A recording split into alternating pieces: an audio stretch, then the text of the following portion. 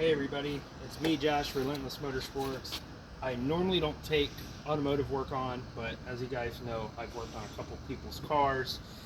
I used to do this all the time as part of something that I did with Relentless when I had another place, another shop.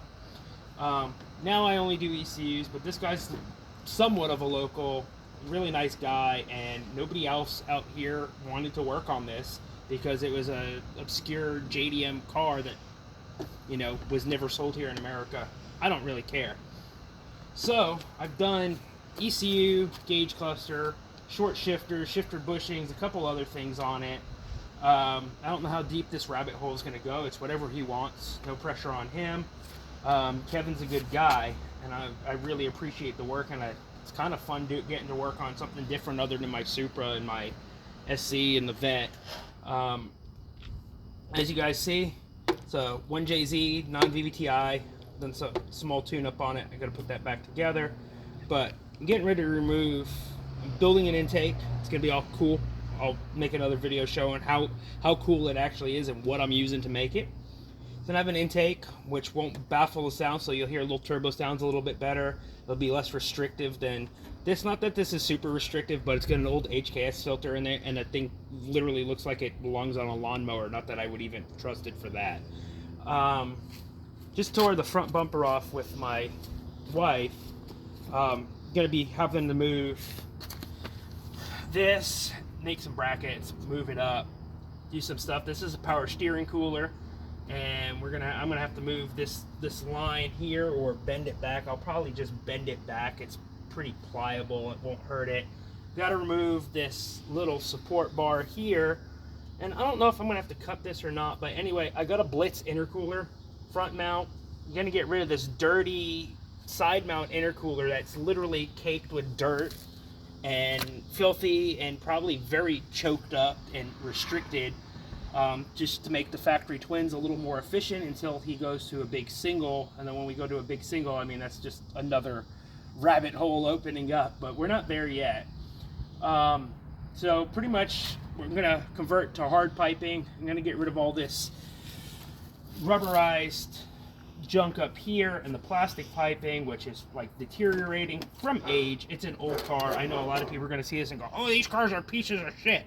It's an old car. I mean, nothing lasts forever. It's actually a very good car. Toyota makes some of the best vehicles I've ever worked on, seen, or owned.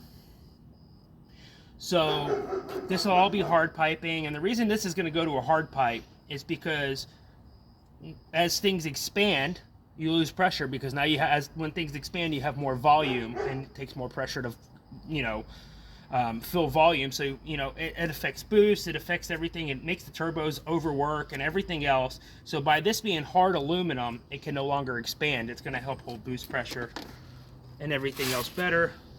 Front mount intercooler is going to go ahead and make the turbos more efficient. It's going to make the motor breathe a little bit better. It's just going to overall just help cool the charge air going into the motor, which cooler air going into the motor, more power you make. Then I'm going to be doing the air filter and intake and doing some crazy air box and duct work, and you're going to see all that. And what that's going to do is it's going to further make it more efficient. It's going to let it breathe, because I am going to pull this out and I'm going to show you guys. This old school thing that looks like Scotch-Brite used to have foam on it, and I don't know, luckily none of it made it into the motor, but I checked it for my customer, and this literally was just falling apart. It had like another, it looked like a sponge on it, a sponge infused with this stuff. Looks literally like Scotch-Brite, like you'd scuff your car up with it to prep it for paint. That is not an air filter. I would not use that even on a lawnmower. So there you guys have it. That's the little update. You'll see the rest of it when it's done. Like I said, this is a 1994 JZX 90 Mark II, better known as a Chaser. I know a lot of people are like, Mark II is not a Chaser. It's a Chaser. It's either a Cressida or a Chaser, or Grand Saloon. It's a Chaser. And if you guys don't like it,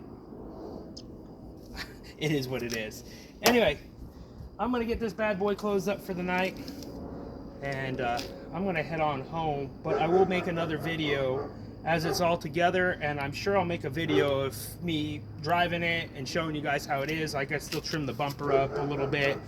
My customer wants me to cut the bumper up aggressive, like you see all the JZX90s in like Russia and Japan with the intercooler all exposed and cut out and very aggressive looking. This thing's about to look really mean. So there you have it. You got Japanese bugs in the front bumper. It's kind of creeping me out a little bit. I do not like spiders, but it's dead. So we're gonna clean all this out, and I'm gonna pressure wash the AC condenser and get all the dead bugs and crap out of it so it's more efficient. Move this up and get the intercooler on for him, and yeah, stay tuned. There'll be more stuff going on, I'm sure. This guy's kind of like, he's kind of gone nuts. I think the only reason we're not doing a big single right now is because his wife won't let him. I don't know if that's the truth, but I think his wife wants to kill me already, because me and him have been in cahoots and talking and just building the car more and more and more. It was supposed to come in for an ECU job, and I looked at him like, man, this thing would be cool with an intercooler, jokingly, and then he's like, yeah, just go get it. So yeah, that's kind of how things go. But anyway, stay tuned, and we'll keep making some pretty cool stuff, and follow me on Facebook, and you guys will see. Later.